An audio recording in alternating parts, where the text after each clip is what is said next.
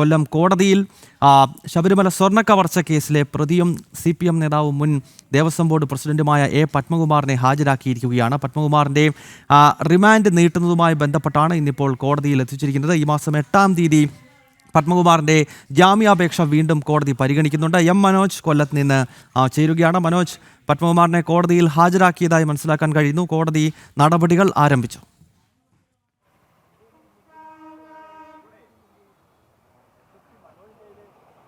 ഗൗതം, കോടതി നടപടികൾ ആരംഭിച്ചിട്ടുണ്ട്. കൊല്ലം വിജിലൻസ് കോടതിയിലാണ് A. പത്മകുമാറിനെ ഹാജരാക്കിയത്. അതായത് കഴിഞ്ഞ 20-ാം തീയതി ഈ റിമാൻഡ് കാലാവധി അവസാനിച്ചപ്പോൾ വീണ്ടും റിമാൻഡ് കാലാവധി കൂട്ടി ഇന്ന് 4-ാം തീയതി വരെ ആക്കിയിരുന്നു.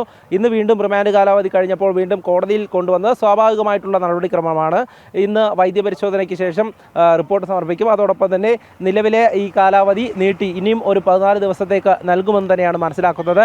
എന്തായാലും പത്മകുമാറിൻ്റെ ജാമ്യ ഹർജി കോടതി 8-ാം തീയതിയാണ് പരിഗണിക്കുക. ഇതിനു മുമ്പായി ജാമ്യ ഹർജി നൽകിയ പ്രതികൾക്കൊന്നും തന്നെ ജാമ്യം അനുവദിച്ചിട്ടില്ല എന്നതും ശ്രദ്ധേയമാണ്.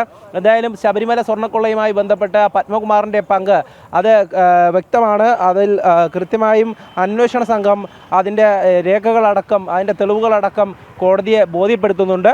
എന്തായാലും ഹൈക്കോടതിയുടെ അടക്കം നിരീക്ഷണം ഈ കേസുമായി ബന്ധപ്പെട്ട് ഉണ്ട്. ഹൈക്കോടതിയിൽ അന്വേഷണ സംഘത്തിന് റിപ്പോർട്ട് സമർപ്പിക്കേണ്ടതുണ്ട്. കഴിഞ്ഞ ദിവസം അടക്കം ആ റിപ്പോർട്ട് സമർപ്പിച്ചതാണ്.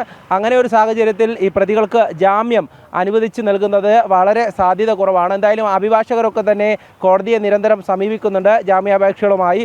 പക്ഷേ A. പത്മകുമാറിനെ സംബന്ധിച്ചിടത്തോളം മുൻ MLA, അതോടൊപ്പം CPMൻ്റെ പത്തനംതിട്ട ജില്ലാ കമ്മിറ്റി അംഗം, അത്തരത്തിലുള്ള ചുമതലകളൊക്കെ വഹിച്ച ആൾ, പാർട്ടിയുടെ വേണ്ടപ്പെട്ട ഒരു നേതാവ് കൂടെയാണ്. ഈ പത്മകുമാറിൻ്റെ അറസ്റ്റിലോടുകൂടി തന്നെ പാർട്ടി നേതൃത്വവും വലിയ ആശങ്കയിലാണ്. ഇനിയുള്ള അന്വേഷണം അത് ഉന്നതരിലേക്ക് എത്തുമോ എന്നുള്ളത് തന്നെയാണ്. കൂടുതലും ഈ കടകംപള്ളിയുടെ പേരുൾപ്പെടെ ഉയർന്നു വരുന്നുണ്ട്. കടകംപള്ളിക്ക് കുരുക്ക് വീഴുമോ എന്നുള്ളതും ഒരു ആശങ്കയായി തന്നെ പാർട്ടിക്കുള്ളിൽ നിലനിൽക്കുകയാണ്. അങ്ങനെയാണെങ്കിൽ ഇനി പത്മകുമാറിനെ ചോദ്യം ചെയ്തതിലൂടെ തന്നെ അന്വേഷണ സംഘത്തിന് കൃത്യമായിട്ടുള്ള വിവരങ്ങൾ ലഭിച്ചിട്ടുണ്ട്.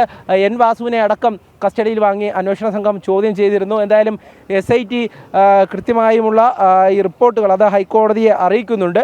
ഈ അന്വേഷണവുമായി മുന്നോട്ട് പോകുമ്പോൾ പത്മകുമാറിൻ്റെയും N. വാസുവിൻ്റെയും അടക്കം പങ്ക് എന്താണെന്ന് വ്യക്തമാണ്. കോടതി അത് കൃത്യമായും നിരീക്ഷിക്കുന്നുണ്ട്. അതുകൊണ്ട് തന്നെയാണ് പ്രോസിക്യൂഷൻ വാദവും, അതായത് ഈ ഉദ്യോഗസ്ഥൻ എന്നുള്ള നിലയിലും അതോടൊപ്പം തന്നെ ഈ പ്രസിഡന്റ് എന്നുള്ള നിലയിലുമൊക്കെ കൃത്യമായിട്ടുള്ള പങ്ക് ഈ കേസുകളിൽ ഈ ഓരോ പ്രതികൾക്കുമുണ്ട്. അതുകൊണ്ട് തന്നെ ഇവർക്കാർക്കും നിലവിലെ ഘട്ടത്തിൽ ജാമ്യം അനുവദിക്കേണ്ട കാര്യമില്ല എന്നുള്ളത് തന്നെയാണ് പ്രോസിക്യൂഷൻ വാദവും.